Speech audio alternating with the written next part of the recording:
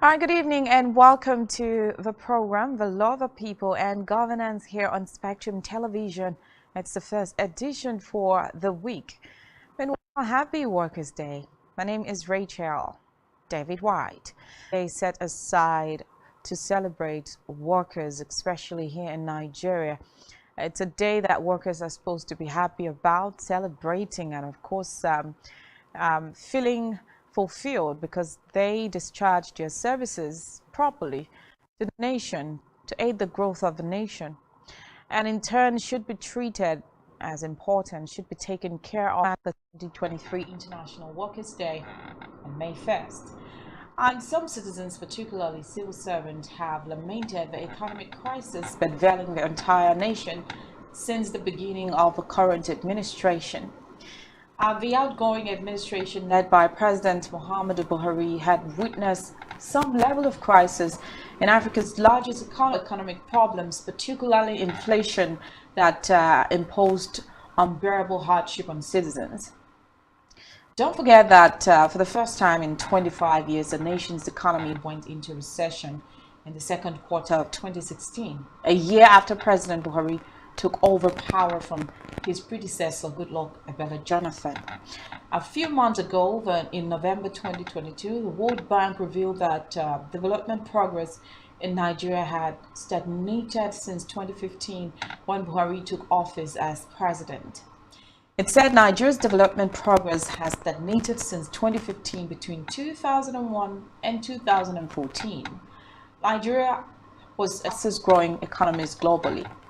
The Consumer Price Index reported by the Nigerian Bureau of Statistics in March 2023 indicated that Nigeria's inflation rate accelerated to a new 17-year high of 22.04%. We're going to take a look at a whole lot of these issues as it borders on workers' welfare as they celebrate their day today. Of course, civil servants have lamented under the Buhari government, and that was since yesterday. Of course, knowing that today is Workers' Day, they have lamented that they haven't been treated fairly. A whole lot of them have called on the federal government to take a deep look into the welfare of citizens, things bordering on the welfare of civil servants.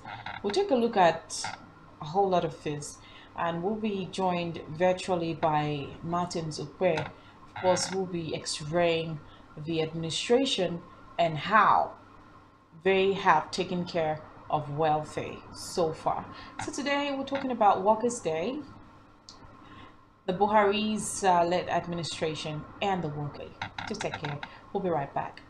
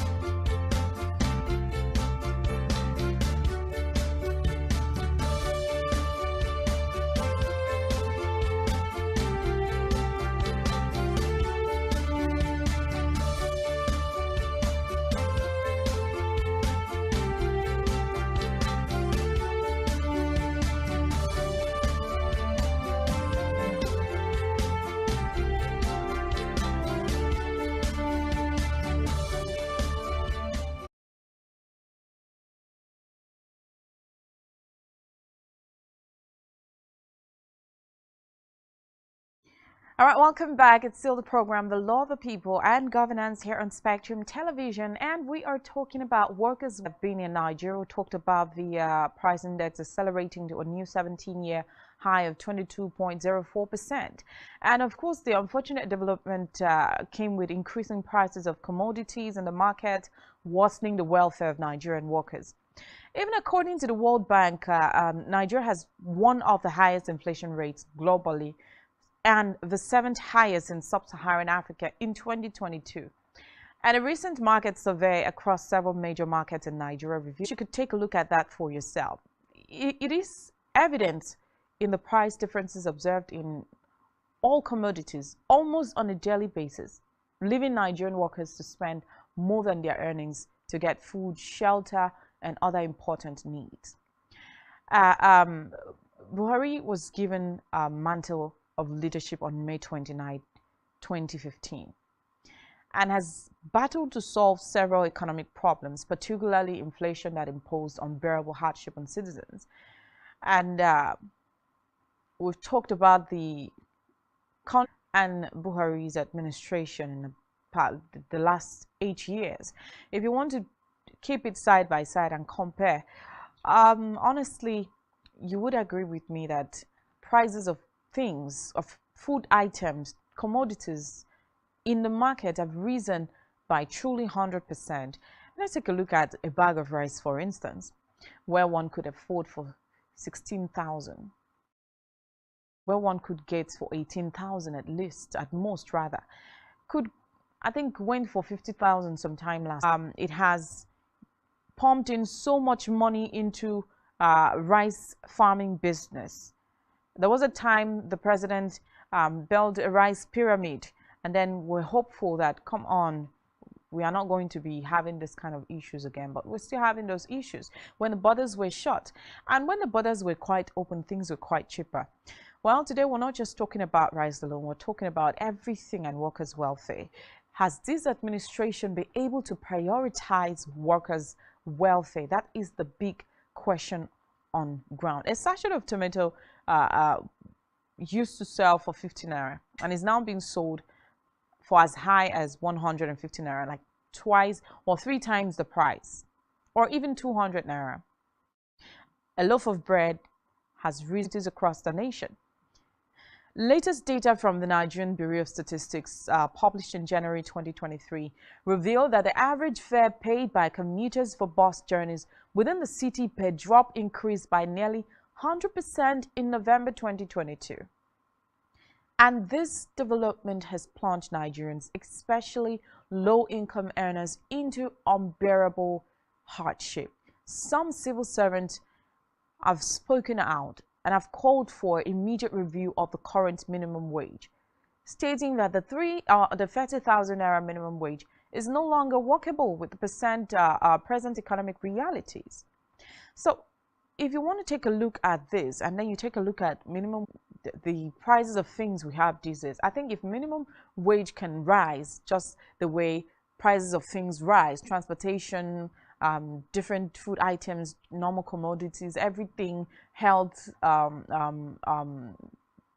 health, would I say, money to take care of yourself, anything that you know you're using on daily basis have risen. So if workers' pay could rise just the way it rises anytime it feels like, I think it would be a better place. All right, so our guest is already on standby. Let's get to him so we can talk about this administration. It's about going out and good evening, barrister.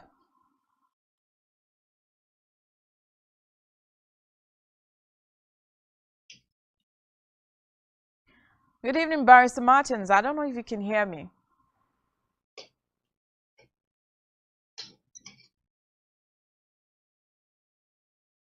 Okay, let's see if we can sort that issue out so we can talk properly on the show.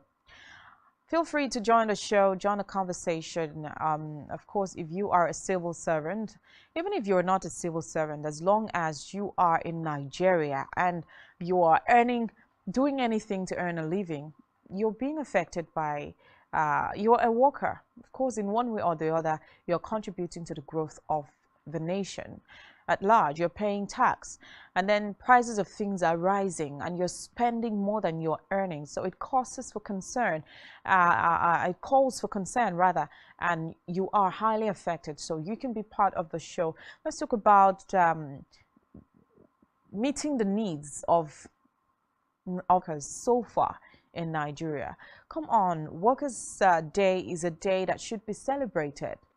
Celebration, when we talk about celebration, it has to do with happiness. It has to be with joy. Of course, it's something that you celebrate, so you're excited celebrating, and you're maybe if you are off duty today, the government had declared it a public holiday, not for all. Essential workers are on duty.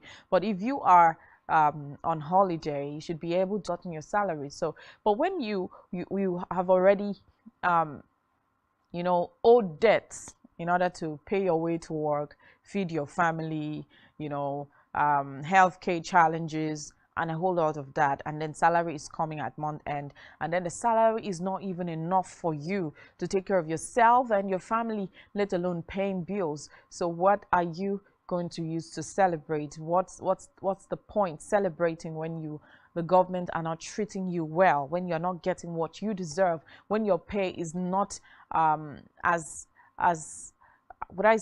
heavy as the task you do on daily basis in order to earn that pay?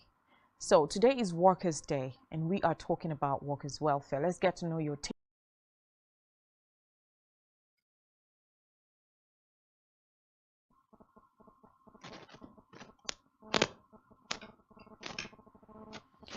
Hello, good evening, Barrister.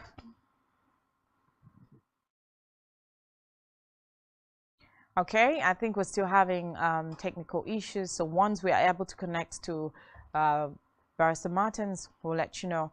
But before then, we'll go on a short break. We'll be right back. Do stay tuned. Don't go anywhere. Feel free when we come right back to join the show. Let's get to know how you feel on today's or this year's Workers' Day celebration in Nigeria.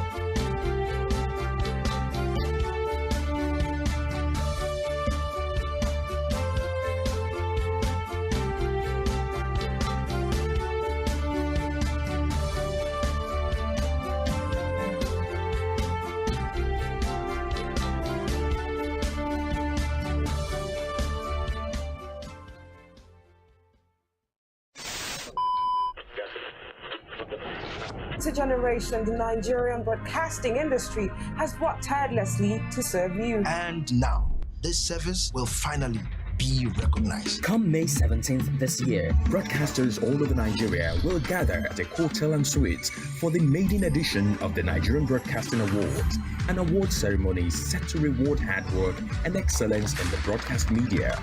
Voting starts on 20th April and ends on 4th May 2023.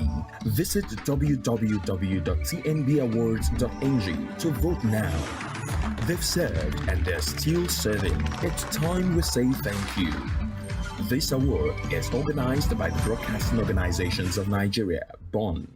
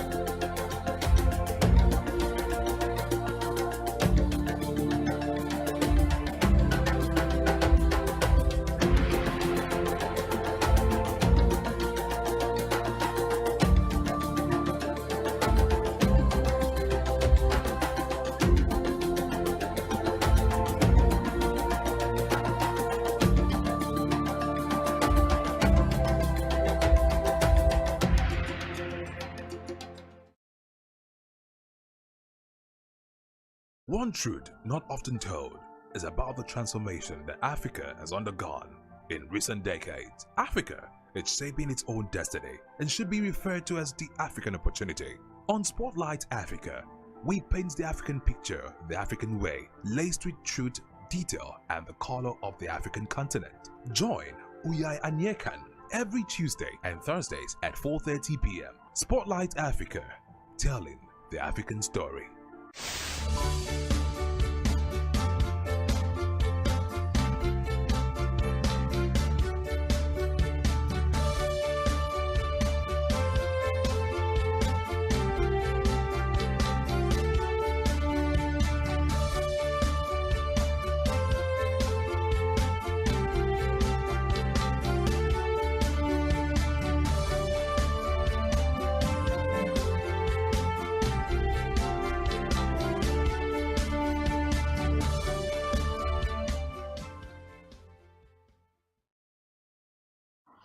All right, welcome back to the show. It's still the law of the people and governance here in Spectrum Television. Happy Workers' Day once again. But on today's Workers' Day, considering the fact that the NLC, of course, the TUC, the NMA, all the Workers Association of Nigeria that I know have told the federal government that they are not doing enough, of course, to see to the welfare of workers here in Nigeria. Would you say that TV screen? Meanwhile, let's try to get to our guest. Good evening, Dr. Martins. All right, I think he's not yet here, but once he's here, he'll get to join us as well. So, today the newspapers had carried lots and lots of, would I say, cries from workers. The Guardian went ahead to say that workers lamented 8 years of unkept promises as minimum wage loses value. Of course, minimum wage in Nigeria, we all know, is 30,000.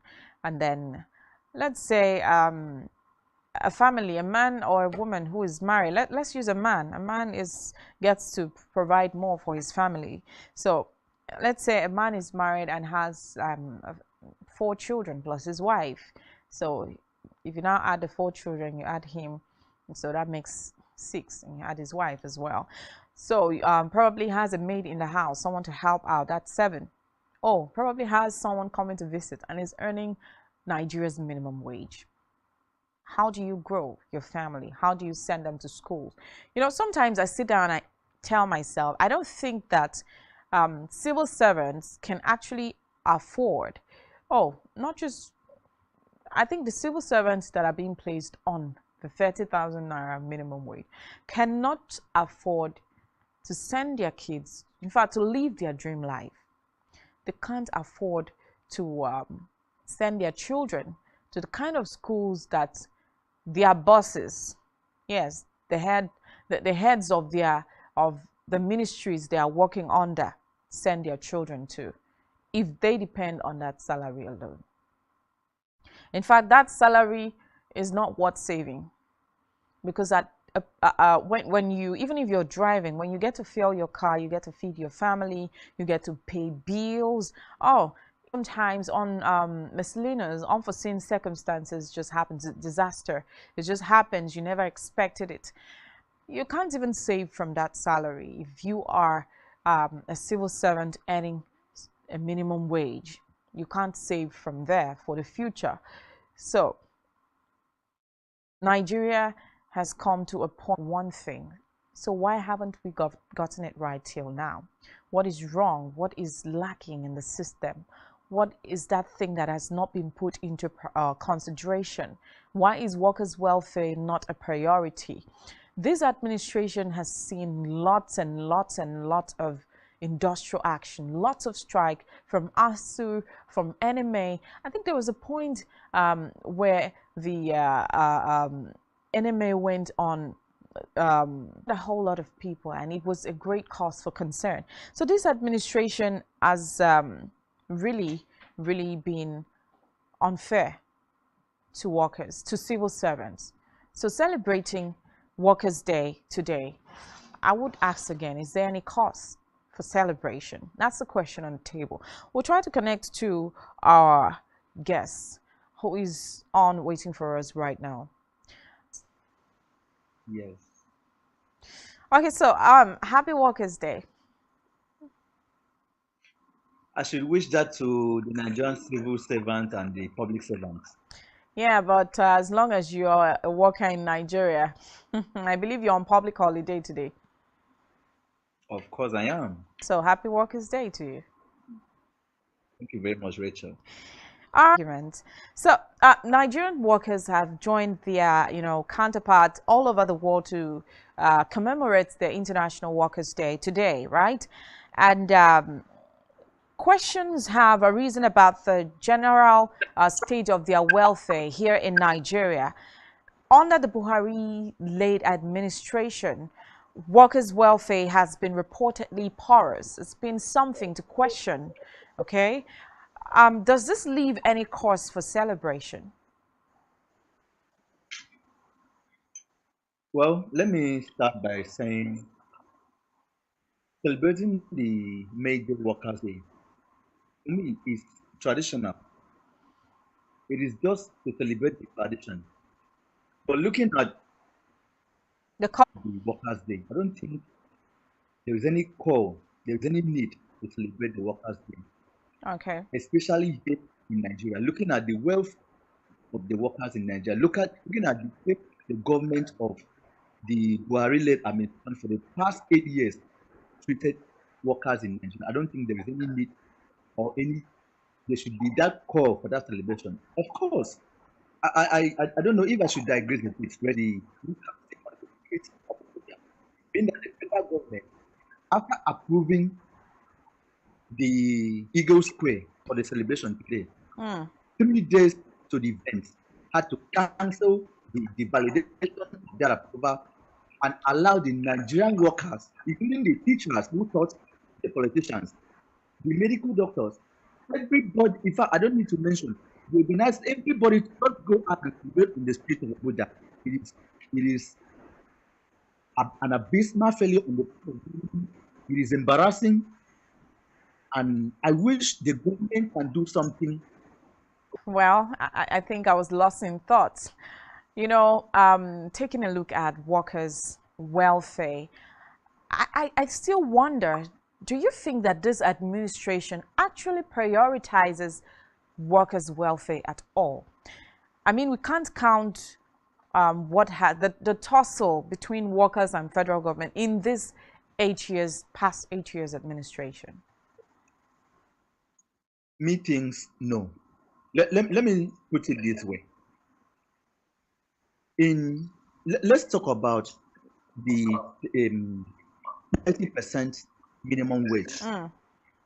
If we want to go by that dimension, how many states out of the 36 states of the federation have actually implemented the 30% minimum wage for their workers? I can name those states, and of course it will be needless to start naming those states because those states on which, and the majority of states that have not implemented it. Of course, the state that have not implemented is in the majority, while very few states have implemented. And I can mention like State, Nasser El-Rufai has done that. So if we want to talk about the welfare of workers in this country, I wouldn't say I can't rate the Buhari-led administration 60%. I can't even rate 50. And it's not only about the Buhari administration. We also have to talk about the state governors because we are talking about the welfare of the country. We cannot only be talking about the president. The governors also have charity begins at home. But don't drag me there, Rachel. Don't drag me there, please. I am in a tribe. So I wouldn't love to talk about. Okay.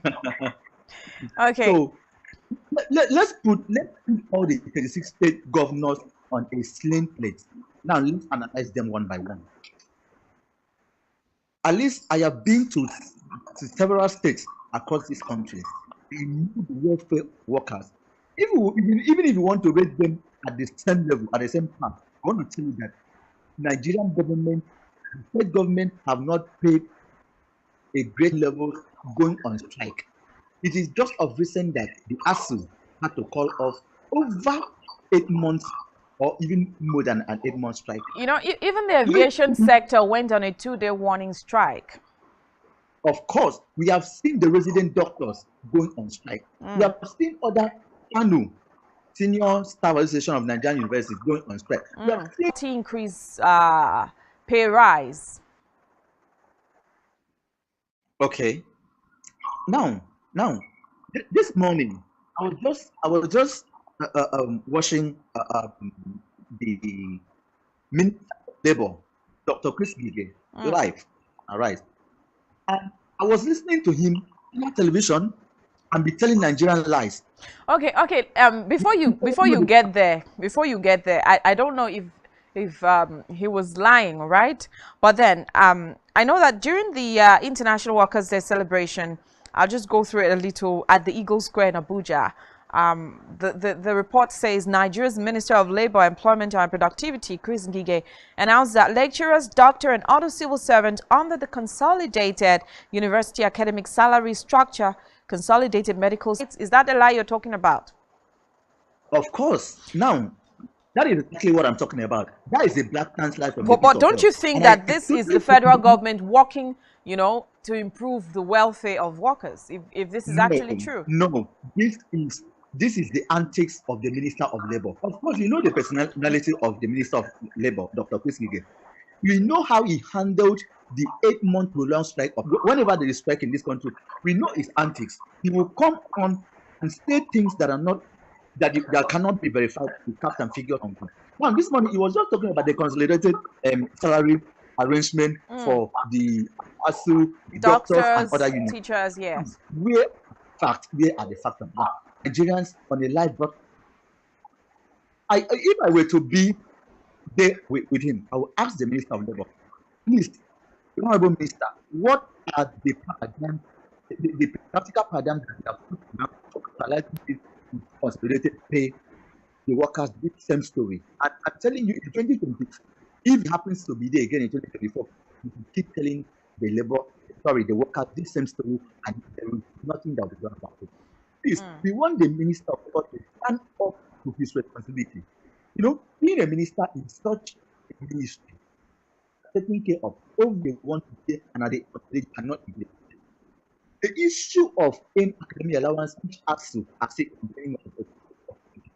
The issue of university revitalization that they are still complaining of, which is still a lingering issue. How many years will it take the Ministry of Labour? How many years will it take Dr. Kige to actually implement this agreement? This is an agreement that in 2023 that they are working on a procedures to implement the consolidated salary arrangement and every other allowances that belong to him. Okay, Barrister, that's one thing that makes me, you know, wonder.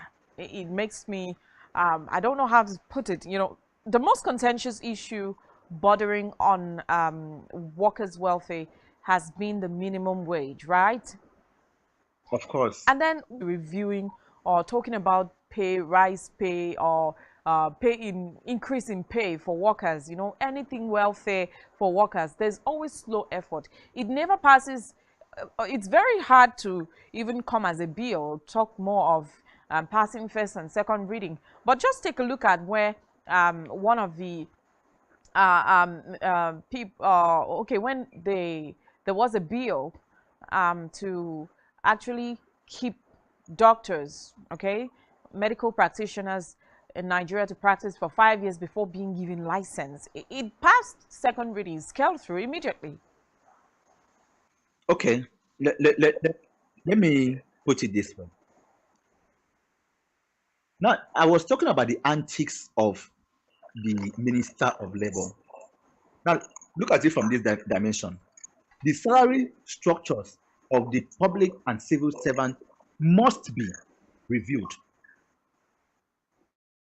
Now, the last review that just that happened last year now, that led to the strike, took place after this, which is totally in conflict, which is totally an affront to the civil service laws and the labor laws. The law is very strict that every after 5 years, the salary structure of the civil servant and the public servant must be reviewed. Now the question is, why is it so easy for those bills to go through the National Assembly, but difficult for the implementation? Why was it so simple and easy for the Minister of Labor to approve another body, another union, a counterpart union that I should say was an attempt to deface of ASU when the striking lecturers were at home? Remember that the Minister of Labor had issued license or certificate, should I call so, to a counterpart union, which I'm still trying to recall the name, in order to face off ASU. It was that simple. But why is it difficult for the Minister of Labor to obey the labor laws and review the salary scale of these workers and at least give these workers a befitting working environment? I don't even want to talk about pension. There are people who are languishing today. They can't even have what to eat. But these are people that have served the country for 35 years and more. Okay, it is totally unacceptable. I know that there have been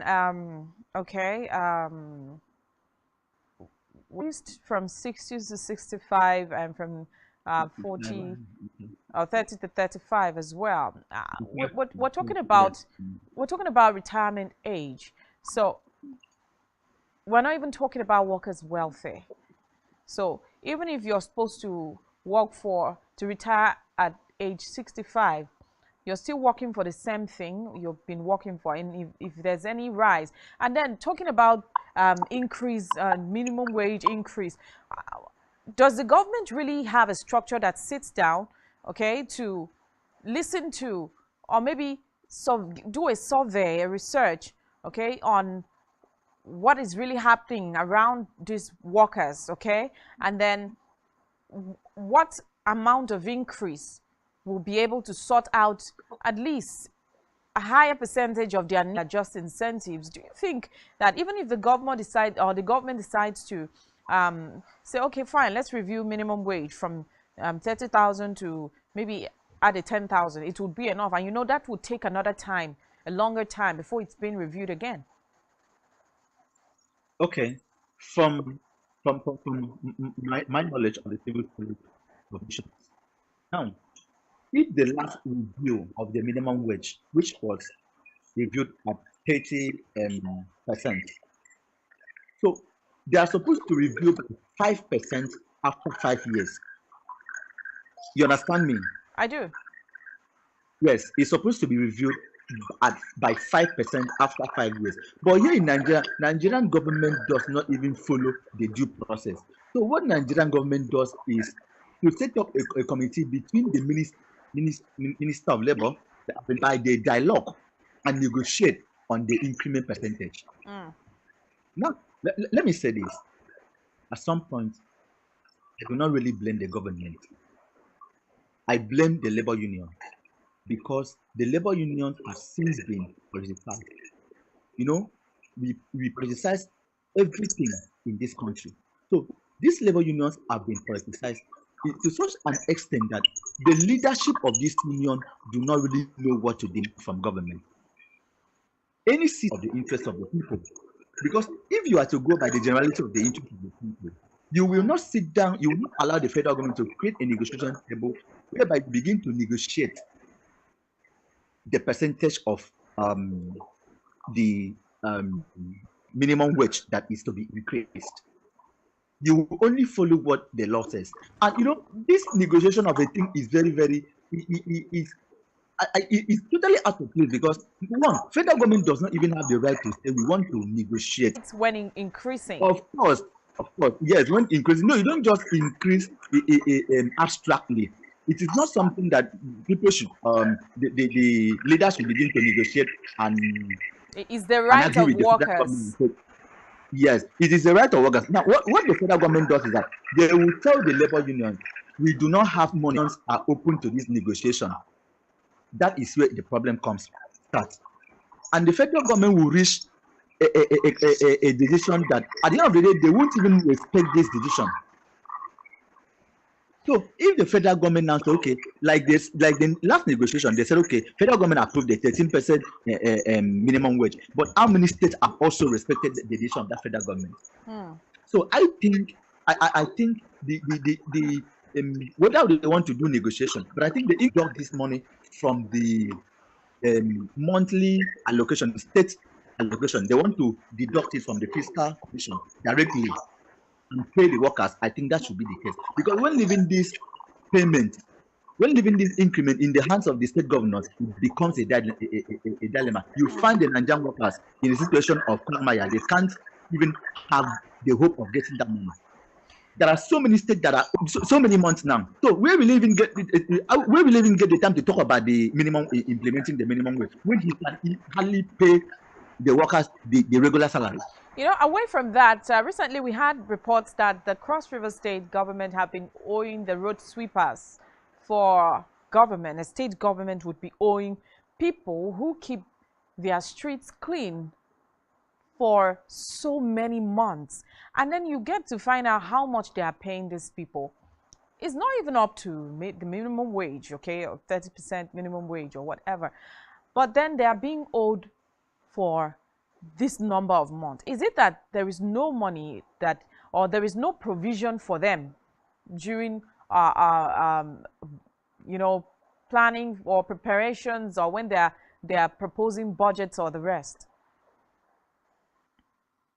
Like I said, Rachel, I said I don't want to mention names. Now you are still coaching. I do not really want to talk about him, because this is the same governor that comes on national television to cry and shed tears.